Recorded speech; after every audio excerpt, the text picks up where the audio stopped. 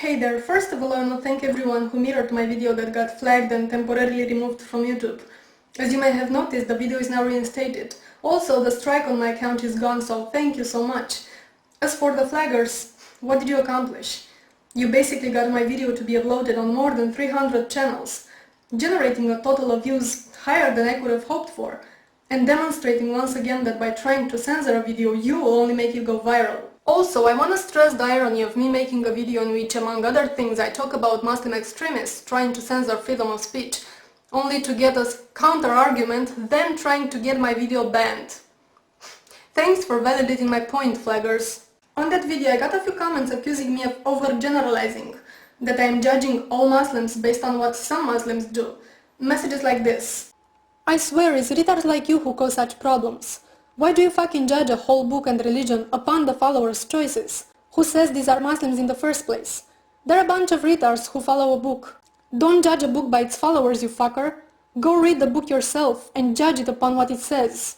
What an ignorant retard. Hello again, ZOMGitsCriss douchebag. If one policeman does something bad, are all policemen evil? If one teacher does something bad, are all teachers evil? If one nurse does something bad, are all nurses evil? If one Muslim does something bad, is Islam itself evil? Fuck you, fuck you, fuck you, fuck you, etc.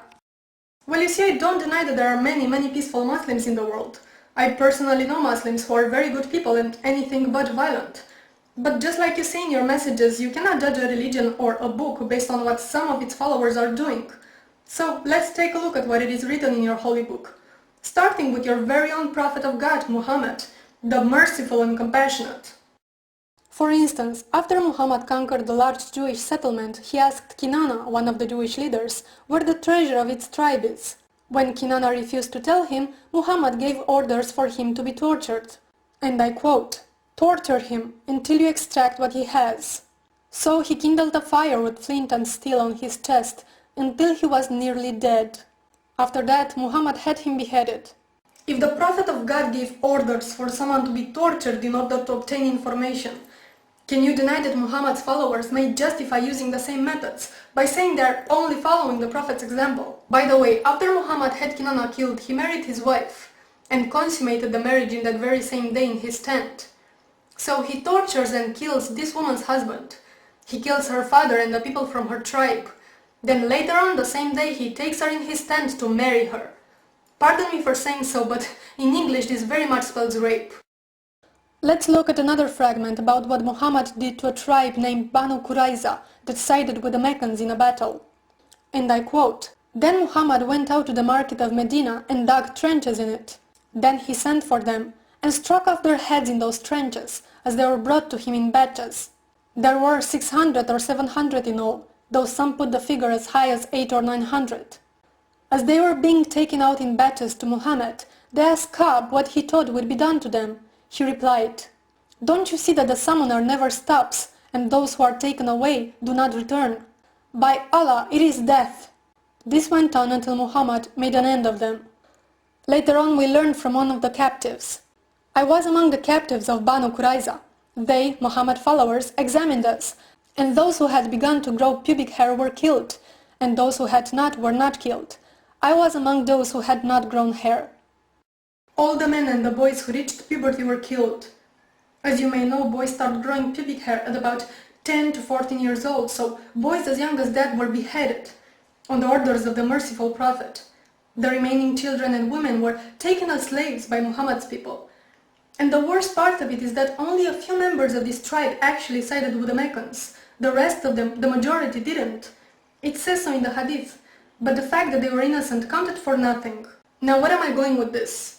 I'm not saying that Muhammad was an all bad man, because I know he did some good things as well.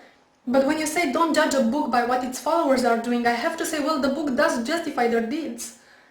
The problem is Muhammad is not seen as simply a man of his time. Instead, he is held as the highest example of how a Muslim man should act today. So yes, the Muslim extremists do justify acts such as mass killing of the enemy, or torture, or pedophilia if you consider that Muhammad had a 6-year-old wife. Is it or is it not written in your book, "Whoever leaves Islam, kill him"? Didn't your prophet say, "Fight and kill the disbelievers wherever you find them"? I keep getting messages from Muslims insisting that true Islam is a peaceful religion. But at the same time, I also get messages like this.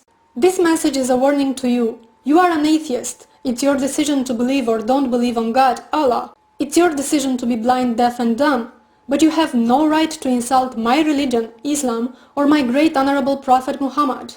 Anyone who dares to insult our Prophet Muhammad have to be killed. This is what God, Allah says. And you have a problem with that, then just stop insulting Islam. You have the first and final warning. If I have to travel to Romania from Pakistan to slit your throat and kill you, then I will, believe me, I will kill you. I'm not gonna read it all, but so it goes on and on and on. And they also think that this is the true Islam, and that they are the ones following what the Quran teaches. One final point I want to make. Some people were upset that in my video I implied that Islam doesn't deserve respect. I don't see why any religion would, and I don't understand why criticizing someone's religion is seen so offensive and held right up there with race or gender, sexual orientation or nationality, when none of those things are choices while religion is. I did not choose to be born in Romania, to be white, to be attracted to the opposite sex, or to be a female.